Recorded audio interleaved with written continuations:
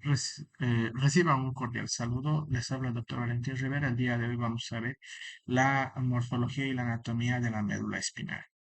La médula espinal es la parte del sistema nervioso central que se halla alojada en el conducto vertebral o el conducto raquídeo.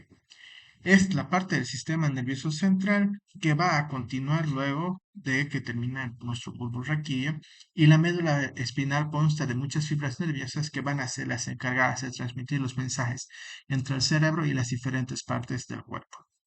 Dentro de sus funciones va a ser las comunicaciones entre los nervios y el encéfalo, controla las reacciones automáticas o reflejas, transmite los impulsos ascendentes hacia el cerebro y los impulsos descendentes desde el cerebro hacia el resto del cuerpo. A través de los nervios espinales va a enviar los impulsos nerviosos hacia los músculos, vasos sanguíneos y las glándulas. De las características que tiene es un tallo cilíndrico lacerante aplanado, formado principalmente de vértebras, discos y médula espinal. Se extiende desde la base del cráneo hasta la segunda vértebra lumbar. En sus límites, en la parte superior tiene el bulbo raquídeo y en el inferior va a terminar en el cuerpo de la lumbar 1 o la lumbar 2 en forma de cordón, y el filum terminale que se va a dirigir hacia el coxis. En el hombre mide 45 centímetros y en la mujer 41 centímetros. La médula espinal ocupa las tres cuartas partes de la columna vertebral y va a tener un ligamento llamado cola de caballo o cauda equina. La columna vertebral se va a componer de huesos llamados vértebras que van a ser separados por cojines suaves que van a ser llamados los discos intervertebrales. Las curvaturas que vamos a ver en la columna van a ser cuatro, y estas van a ayudar a absorber y a distribuir el esfuerzo de las actividades diarias: la parte cervical, la torácica, la lumbar y la sacrocoxígea. Dentro de las divisiones vamos a tener la cervical C1 a C8 que van a formar el cuello, la torácica T1 a la T12 que van a formar parte del tórax y van a tener las costillas adheridas a ellas, las lumbares de la L1 a la L5, la sacra de sacra 1 a sacra 5 y el coxis. Los últimos pares de nervios de los espinales van a estar formados por la cola de caballo que van a descender al último tramo de la columna vertebral. La médula espinal va a presentar dos engrosamientos, va a tener un engrosamiento cervical o superior y uno inferior o lumbar. Dentro de los nervios cervicales van a estar inervando la parte de la cabeza del cuello, el diafragma, los músculos del deltoide, los bíceps, el extensor de la muñeca, los tríceps y las manos. En los torácicos, los músculos del pecho y los músculos abdominales, los lumbares en los músculos de las piernas. Algunas patologías que se puede ver en la formación de la columna: vamos a ver la escoliosis, la cifosis o la lordosis. La estática normal, vamos a ver que la columna va a tener esta dirección. En la escoliosis vamos a ver una ligera curvatura de la columna vertebral. La lordosis va a ser yendo hacia adelante, ¿no? La parte lumbar más pronunciada hacia adelante, y la cifosis es la parte torácica más pronunciada, la famosa joroba. ¿Cuáles van a ser los signos que vamos a ver en la escoliosis? Los hombros desnivelados, una curvatura a nivel de la columna y también las caderas desniveladas. Como ya habíamos visto, dentro de las características generales va a ser cilíndrica, aplanada ligeramente de adelante hacia atrás, con un diámetro transverso mayor que el anteroposterior, con una diferencia de hasta 4 milímetros. Tiene dos abultamientos fusiformes, uno en la región cervicodorsal y otro en la porción dorsal. En la parte superior se va a extender de la tercera vértebra cervical a la segunda dorsal, alcanzando su máxima dimensión en la sexta vértebra cervical. El abultamiento superior o braquial va a corresponder de los nervios estinados que van a estar en dirección hacia los miembros superiores. Recordando nuevamente la orientación de la columna vertebral: las vértebras cervicales que son de la C1 a la C7, las torácicas de la T1 a la T12, las lumbares de la L1 a la L5, las sacras que son 5 y que van a estar fusionadas en uno solo, y la parte del coxis que son 4 huesos pero que también van a estar unidos en uno solo. En la parte inferior va a abarcar de la novena a la 12ª vértebra dorsal. Esa es también llamada como abdominal o lumbar, y de estas van a emerger los miembros que van a ir hacia los miembros inferiores. Tanto de la forma interior como exterior es perfectamente simétrica y va a presentar una porción inferior donde se adelgaza rápidamente para terminar en una punta de cono al nivel de la segunda vértebra lumbar, recibiendo el nombre de cono terminal. De aquí vamos a tener nuestro cono terminal, y de aquel que va a descender con el filum terminale y la cauda equina que va a ir acompañando desde la lumbar 2 hasta la parte coxígea. Se va a hallar recubierta por tres membranas de las meninges que de afuera hacia adentro van a ser la dura madre, la aracnoides y la apia madre. Dentro de los límites, en la extremidad superior se va a continuar con el bulbo en un plano horizontal con la decusación de las pirámides vulvares. Esto va a corresponder en el esqueleto en la parte media del arco anterior del atlas y en la extremidad inferior se va a hallar situada con el vértice del cono terminal, correspondiendo en el esqueleto a la altura de la vértebra, segunda vértebra lumbar. El cono terminal se continúa prolongando hasta el coxis y en una porción que va a recibir el nombre de filum terminale, que va a descender hacia los últimos nervios raquídeos, o también conocido como cola de caballo o cauda equina, fijándose en la cara posterior de la vértebra primera coxígea. En sus dimensiones, como ya habíamos visto, 45 centímetros en el hombre, 41 a 43 centímetros en la mujer, y va a tener un peso de 28 gramos. Va a seguir la dirección del conducto raquídeo, presentando todas las mismas curvaturas, la cervical con una concavidad posterior, la dorsal una concavidad anterior, la lumbar con una concavidad posterior y en la parte sacra no va a haber ninguna concavidad porque va a ser solamente rellenada por la caudequina. Dentro de los medios de fijación va a estar sólidamente la cavidad del conducto raquídeo en su porción superior con su continuidad del bulbo, en su porción anterior al esqueleto por medio de una prolongación de la dura madre envolviendo el filum terminale. Los ligamentos dependientes de la dura madre van a ser variables en forma y en número y van a ser estos conformando los ligamentos anteriores y posteriores. Las relaciones que va a tener la médula espinal en todo su trayecto va a estar directamente relacionada con la dura madre, además de estar relacionada con el aracnoides y el espacio subaracnoideo, que van a formar parte de la meninge blanca o también conocida como la leptomeninge. En su configuración exterior va a tener una cara posterior, una anterior y dos caras laterales. La cara anterior va a presentar un profundo surco longitudinal y medio que se extiende de un extremo de la médula, conocido como surco medio anterior. A cada lado del surco medio anterior van a emerger las raíces anteriores de los nervios raquídeos. En la cara posterior, tanto como la anterior, va a presentar un surco longitudinal y medio y que va a ser el surco medio posterior. A los lados de este surco van a emerger las raíces de los nervios raquídeos. Vamos a tener aquí el surco interno posterior, el cordón posterior, el surco medio posterior, las raíces dorsales, los nervios espinales y aquí en su división anatómica según el cemento que va ocupando y vamos a tener aquí nuestra cola de caballo. En su conformación interior de la médula vamos a tener la presencia de sustancia gris y que va a ocupar la parte central de la médula y tiene forma de H o de dos medias lunas unidas entre sí que se van a encontrar en toda la longitud de la médula y que van a estar perforadas en su centro por el conducto ependimario. Los va a dividir en dos partes, una porción anterior o comisura gris separada del fondo del surco medio anterior y por una banda de sustancia blanca que va a ser la comisura blanca. Va a haber también una porción posterior o comisura gris posterior que se va a poner en relación con el borde anterior del tabique medio posterior. Y hay que recordar que la sustancia gris va a estar principalmente integrada por las somas neuronales y las dendritas carentes de mielina. Rodeada la sustancia gris y esta va a estar dividida en tres zonas o cordones que van a ser llamados los cordones anterior, posterior y lateral y que van a ser la conformación de la zona blanca o la sustancia blanca. Los cordones anteriores se van a encontrar limitados hacia adentro por el surco medio anterior y afuera por el asta anterior, teniendo una forma triangular de base anterior convexa que va a corresponder a la superficie exterior de la médula. Los cordones laterales va a ser el más voluminoso de los tres cordones y tiene la forma de un segmento de un círculo de un borde externo redondeado correspondiente a la superficie exterior de la médula.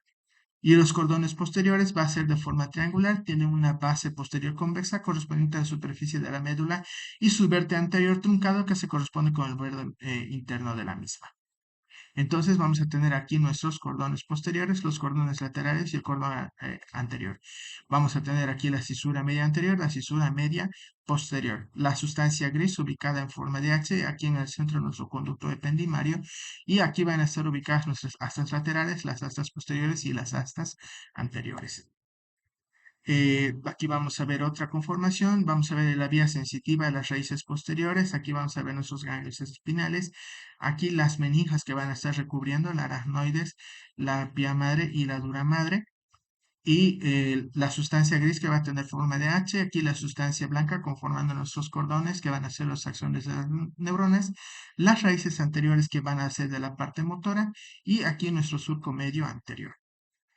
Dentro de la estructura de la médula, tanto la sustancia gris como la sustancia blanca van a existir de elementos nerviosos.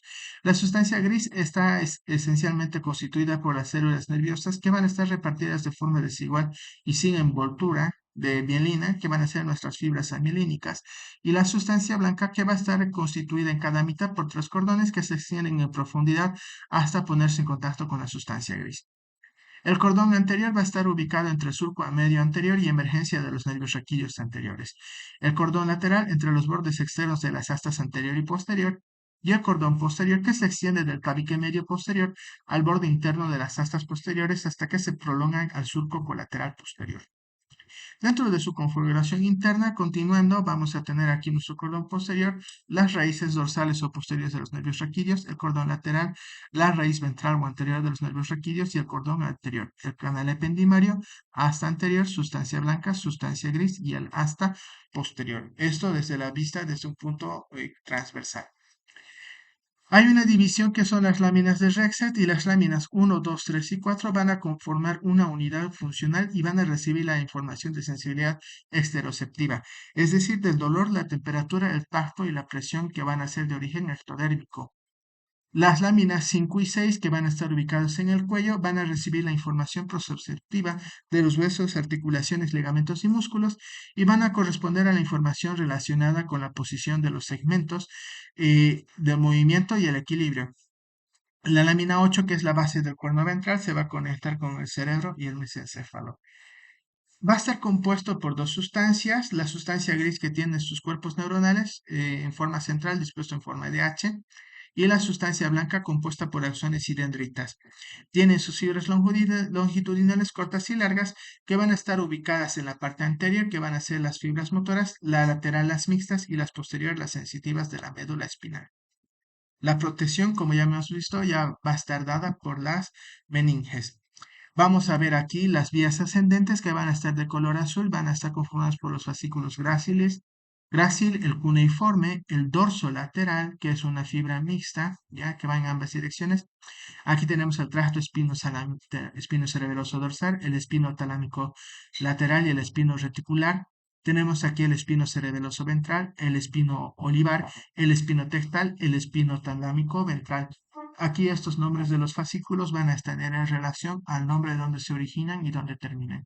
Las vías descendentes vamos a tener el tracto rubro espinal, el tracto retículo espinal lateral, el rubro espinal, el córtico espinal lateral, el retículo espinal medial, el vestíbulo espinal, el tecto espinal, el córtico espinal anterior. Y luego vamos a tener que van a tener ambas direcciones, tanto ascendente como descendente, el fascículo longitudinal medial y los fascículos propios. Dentro de los nervios espinales, vamos a ver que la médula espinal va a transmitir impulsos a los músculos, vasos sanguíneos y las glándulas a través de los nervios que salen de ella en respuesta a un estímulo recibido. La división va a ser de la misma conformación de la médula de la columna vertebral, solo que aquí la diferencia es que en el segmento cervical va a tener una, en vez de 7, van a ser 8. Después en los torácicos son 12, las lumbares 5, las sacras 5 y en los coxígeos van a ser un par, dando un total de 31 pares espinales. Estos últimos van a formar la cola de caballo o la caudequina. Los nervios cervicales van a ser los impulsos nerviosos que van a circular desde y hacia el cerebro por la médula espinal hasta una ubicación específica que van a ser a través de nuestro sistema nervioso periférico. Y este es un sistema complejo de nervios que se desprenden de las raíces nerviosas espinales. La cervical 1 va a tener un territorio de inervación de la cabeza del cuello, al igual que la cervical 2, la cervical 3 el diafragma, la cervical 4 de los músculos de la parte superior del cuerpo, por ejemplo el deltoides y el bíceps, la cervical 5 en los extensores de la muñeca, al igual que la cervical 6, la cervical 7 hacia los tríceps y la cervical 8 hacia las manos. De los nervios torácicos, vamos a ver que estos se dirigen hacia el tórax y algunos músculos de la parte posterior y el abdomen y que van a estar situados entre los músculos del cuello y la primera costilla.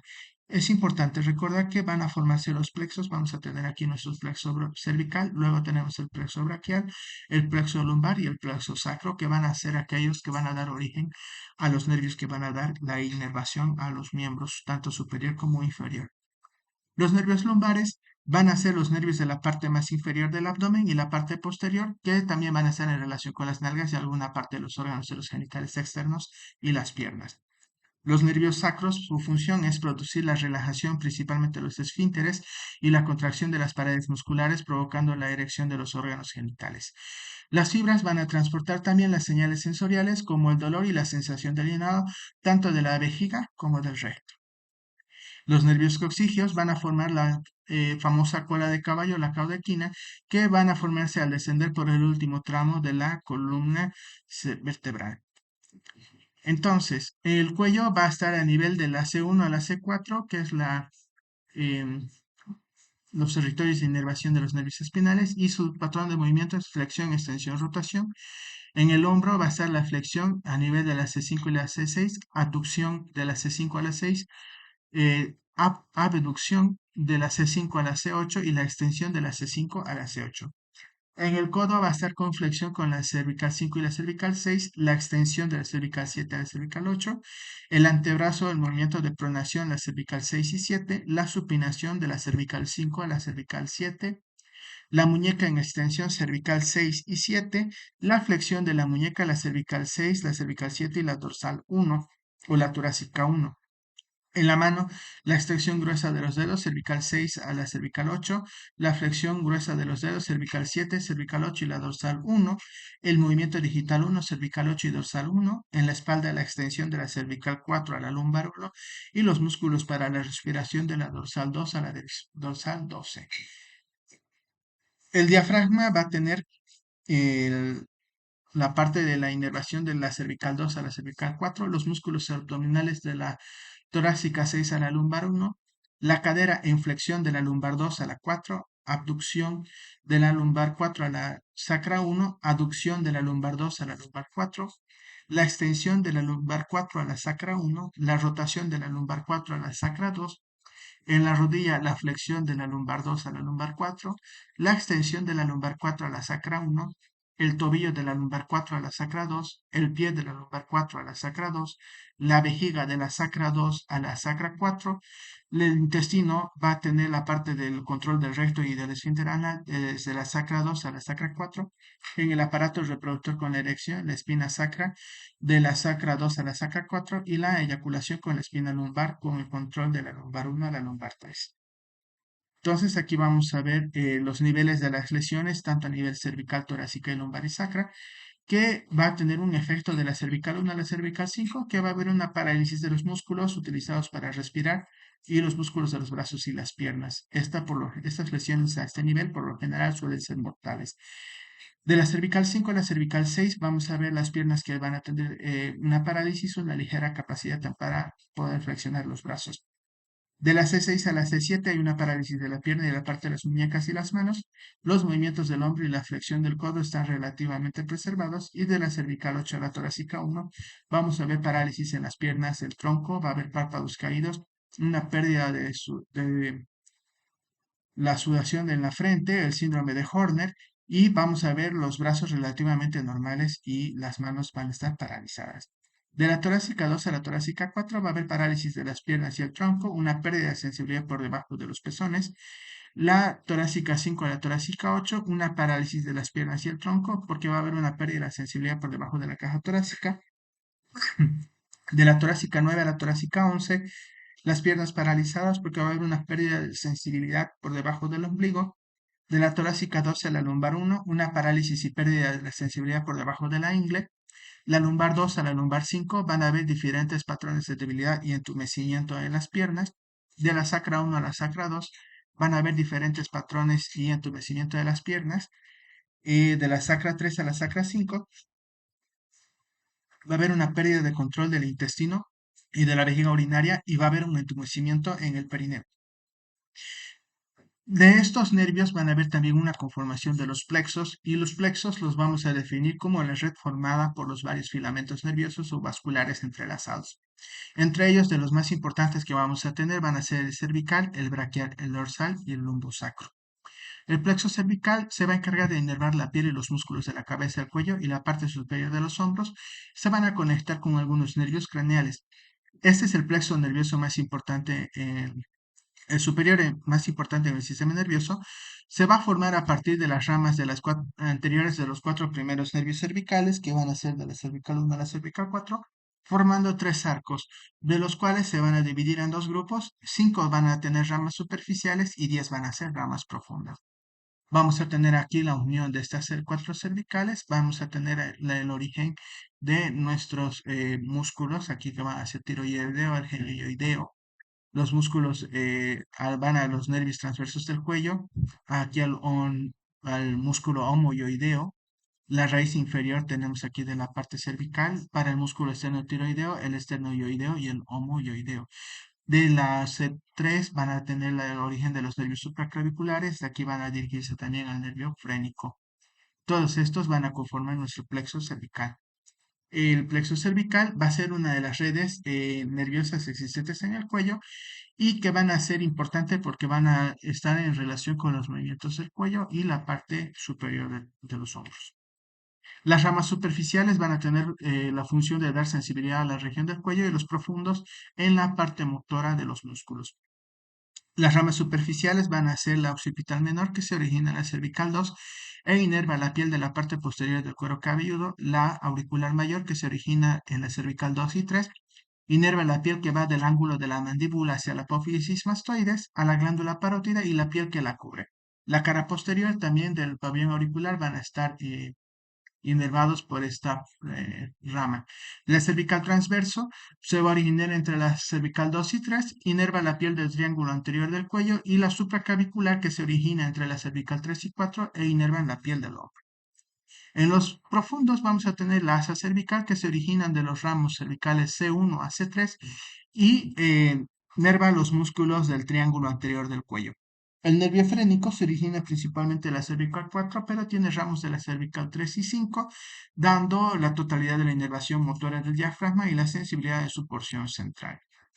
Algunas de las patologías que pueden causar las lesiones en esta va a ser la disonía, el insomnio, parálisis facial, pero de origen no central. Puede haber la aparición de ronquidos, visión borrosa, falta de anosmia, mareo, vértigos, zumbidos, náuseas, hombros dolorosos, hombros congelados o parestesias y también la parálisis braquial. El plexo braquial va a ser una estructura nerviosa que está localizada en la base del cuello y el hueco axilar. Este es el responsable de inervar las extremidades superiores y una gran parte de los músculos del cuello y del hombro. Se ubica aproximadamente por el cuello, la axila y el brazo y constituidos por los cuatro nervios cervicales de la cervical 5 a la cervical 8 y el primer nervio torácico. Este va a ser responsable de la inervación muscular y cutánea del miembro superior y las lesiones del plexo braquial van a venir acompañadas con trastornos funcionales severos. Como les decía, van a estar desde la cervical 5 hasta la cervical 8 y también van a estar formando parte de la torácica 1. El tronco superior va a estar formado por la cervical 5 y la cervical 6, el tronco medio solamente por la cervical 7 y el tronco inferior va a estar conformado por la cervical 8 y la torácica 11. De esta forma, el tronco superior va a dar nuestro fascículo lateral, el tronco medio nuestro fascículo posterior y el tronco inferior el fascículo medial. De estos van a surgir nuestros nervios cubitales, el nervio mediano, el nervio radial, el nervio axilar y el nervio músculo cutáneo. Estos se van a dividir en las raíces, vamos a tener aquí nuestros troncos y de los troncos van a haber nuevamente otras divisiones que van a formar parte de nuestros fascículos y de estos van a surgir también los nervios pectoral lateral, aquí vamos a tener el nervio subclavio, el supraescapular, el nervio dorsal de la escápula y dando inervación, perdón, a los músculos de la parte de nuestro hombro y del miembro superior. ¿Qué pasa con alguna patología que se suele dar? La distocia de los hombros con la lesión del precio braquial. Esta ilustración vamos a ver que nos muestra cuando hay el parto vaginal en un bebé con un hombro atrapado y esta va a generar una lesión en el precio braquial que va a tener a lugar por la presión por la sínfisis del pubis. El plexo dorsal va a ser responsable de los movimientos del músculo del tórax y del abdomen, y dentro de las patologías que podemos ver en el plexo dorsal van a ser los nódulos benignos de la mama, pueden estar asociados a angustia y depresión, va a haber taquicardia, asmas, el herpes zóster y la bronquitis. El plexo lumbosacro se va a componer de los ramos ventrales de los nervios lumbares y sacros y se va a dividir en regiones o plexos particulares, el lumbar y el sacro. La íntima relación entre el plexo lumbar y sacro va a hacer que frecuentemente se afecten de forma conjunta y puedan compartir su etiología. Se va a ver una unión entre la cuarta y la quinta lumbar, la quinta con la primera sacra, la primera con la segunda sacra, la tercera sacra también, que van a estar formando dos. Aquí vamos a ver el origen del nervio glúteo superior, el núcleo glúteo inferior. Aquí el origen del nervio ciático, el peroneal, el tibial posterior, el safeno, el peroneal superficial y el sural. Vamos a ver también aquí el origen de la cuarta y quinta sacra y de los coccygeos que van a ir hacia el obturador interno, al fémuro cutáneo posterior y el nervio pudendo. El plexo lumbar va a corresponder a las uniones que se establecen en las ramas anteriores de los nervios raquídeos de la lumbar 1 a la 4 y constituyen su formación también los nervios sacros.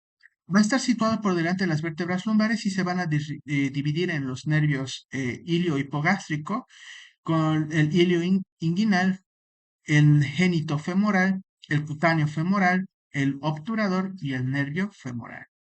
De estos vamos a tener la formación igual el tronco lumbosacro. Entonces aquí tenemos la T2 y la T1, nuestro nervio ilio hipogástrico, el ilio inguinal, el génito femoral de la unión de la lumbar 1 y la lumbar 2. De la lumbar 2 y la lumbar 3 va a surgir nuestro nervio cutáneo lateral femoral. De los músculos psoas e ilíacos vamos a tener la parte de la lumbar 2, la lumbar 3 y la lumbar 4. La unión de estas tres también nos va a dar el nervio femoral. De la lumbar 3 y la lumbar 4, el nervio obturador externo. De la 2, 3 y 4, en su segmento más delgado, el nervio obturador. Y de la lumbar 5 con las sacras nos va a formar el tronco lumbosacro. Por supuesto, aquí vamos a tener también el origen del nervio genital femoral, el ilio inguinal, el ilio púbico, el ilio hipogástrico. Aquí vamos a tener nuestro nervio del músculo cuadrado femoral, del músculo obturador interno, del glúteo superior, del glúteo inferior. Vamos a tener aquí nuestro nervio cutáneo lateral, que va el nervio, aquí el nervio femoral, nuestro nervio cutáneo posterior del muslo y el nervio cutáneo femoral posterior.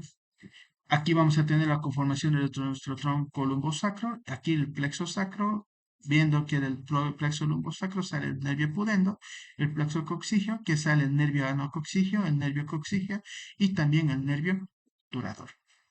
Dentro de las patologías por la afectación de estos plexos, podemos ver la constipación, diarreas, impotencias, frigidez, prostatitis, esguinces y esterilidad. El plexo sacro es el más grande de todos los plexos y está compuesto por el tronco lumbrosacro y de las ramas análogos de los cuatro nervios sacros.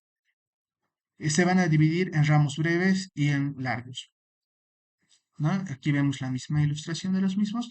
Los ramos breves van a estar dándonos conformación a los ramos musculares, al nervio glúteo superior, el glúteo inferior y al nervio pudendo, ¿no? Aquí vamos a ver la conformación de los nervios delgados o breves de nuestro plexo sacro, el nervio pudendo, el nervio glúteo inferior, el nervio glúteo inferior, y aquí vamos a ver nuestros músculos piriformes, los geminos, el cuadrado femoral y el obturador interno. Por siguiendo aquí su segmento inferior, vamos a tener el ramo femorocutáneo posterior y el nervio isquiático. Dentro de los ramos largos vamos a tener el nervio femorocutáneo posterior y el nervio isquiático. Y dando continuidad vamos a tener nuestro nervio tibial y el nervio peroneo común. Dentro de las patologías que pueden haber es la cistitis por la inflamación de la vejiga, enfermedades circulatorias y el espolón calcáneo. Entonces, nuevamente recordamos aquí, tenemos nuestro plexo cervical, el plexo braquial, nuestros nervios torácicos, el plexo lumbar y el plexo sacro. Las lesiones medulares van a ser unos problemas que afectan a la población en toda edad laboral y por lo tanto sus repercusiones van a rebasar también en el ámbito familiar. La población más afectada es la de los jóvenes en la etapa formativa, que se van a presentar en un 37% en accidentes de trabajos o domésticos en deportes un 20.5% y en accidentes automovilísticos el 36%. Bien, dentro de las patologías de la médula espinal vamos a tener una lesión total que no puede llegar ningún tipo de mensaje ni sensitivo motor, y las lesiones parciales, esto es cuando una persona tiene una lesión parcial y puede tener mucha sensibilidad o poco movimiento, o puede tener mucho movimiento y poca sensibilidad. A nivel de la lesión, es el punto más bajo por debajo de la médula espinal, donde va a existir una disminución o ausencia de la parte sensitiva o de la parte motora. Mientras más alta sea la lesión, mayor es la pérdida de la función. Entre ellos tenemos la paraplegia, que esta es una parálisis de las extremidades inferiores del todo el tronco o una porción de él, y las lesiones se van a encontrar en el área dorsal, lumbar o sacra. Esto va a generar una enfermedad permanente y no progresiva en la que hay una pérdida de la sensibilidad en los miembros paralizados y otros efectos secundarios como los espasmos, el dolor, pérdida del control de la función intestinal y también la pérdida del control de la vejiga. La cuadriplegia es cuando se ha perdido la sensación y el movimiento en la parte inferior y superior del cuerpo. La lesión se va a encontrar a nivel cervical. En algunas ocasiones hay movimientos involuntarios como temblores, que estos son denominados espasmos. Hay una debilitación de las manos y de los brazos, la sensación en las partes paralizadas de su cuerpo, o va a haber una sensación de tacto o dolor. La enfermedad se va a acompañar en frecuencia de otras manifestaciones secundarias como úlceras de decúbito o úlceras de presión, infecciones urinarias, espasmos musculares y dolor. La fertilidad suele verse afectada en el varón, pero no en la mujer. La hemiplegia consiste en la parálisis de un lado del cuerpo y pueden haber temblores, debilitación sensorial y cognitiva, es decir, la parte de conocimiento, y problemas en el habla. La presencia de la hemorragia espinal por la localización epidural o puede darse por la punción lumbar. Esto es una hemorragia de entrada de la médula. Hay un dolor intenso en la espalda y un dolor radicular. Va a generar una debilidad en cuestión de minutos u horas, y esto va a dar como resultado la pérdida de los reflejos en las rodillas. Hemiplegia, una afectación lateral del cuerpo, la paraplegia de la mitad hacia abajo, y la cuadriplegia, que es la afectación de todo el organismo. ¿Cuáles van a ser los elementos de sostén de la médula? Entre los elementos de sostén de la médula se van a encontrar las células ependimarias, que van a rodear al conducto epéndimo, y estas son células alargadas en el sentido radial, de naturaleza epitelial y provistas de dos prolongaciones, una gruesa, otra larga y delgada. Las células de la neuroglía van a tener el mismo origen que las células ependimarias, pero se van a diferenciar por la pérdida de sus prolongaciones primitivas, y se van a encontrar diseminadas tanto en la sustancia gris como en la sustancia blanca. En la sustancia blanca estas van a tener una forma estrellada, y en la sustancia gris van a ser escasas, pero tienen prolongaciones cortas. El filum terminale, que es el cordón medular que continúa hacia abajo como el cono terminal de la médula para terminar en la base del coxis. Va a poseer una longitud de 23 centímetros en el adulto y va a tener un grosor de 1 a 2 milímetros. Sigue en dirección del conducto raquídeo, en el que ocupa la parte central rodeada por los nervios de la cola del caballo. Va a tener una porción propiamente libre contenida en el fondo del saco dural y otra inferior que se va a encontrar fija en el espesor del ligamento turococcígeo. Va a formar una vaina que se adhiere íntimamente a él, y le va a acompañar esta membrana hasta su terminación para fijarse en medio de lengüetas en la cara posterior de la primera vértebra coccígea. La constitución de la anatómica del filum terminale en la parte superior va a ser semejante a las otras partes de la médula, y a medida que va descendiendo van desapareciendo el conducto central, luego la sustancia nerviosa, y más abajo solamente se van a encontrar los haces conjuntivos, que se van a encontrar en dirección longitudinal, que sustituyen a los cordones nerviosos, pero que se van a observar todavía en el segmento superior. Los vasos de la médula van a estar conformados por arterias, las arterias extramedulares e intramedulares. Las arterias extramedulares van a ser las espinales anteriores, posteriores y laterales, y las arterias intramedulares son terminales, mientras que las medianas van a ser ramas radiculares y periféricas. Las venas de la misma forma van a ser intramedulares, perimedulares y periféricas. Y con esto estamos terminando la parte de la anatomía de la médula espinal, de los nervios y los plexos. Muchas gracias por su atención.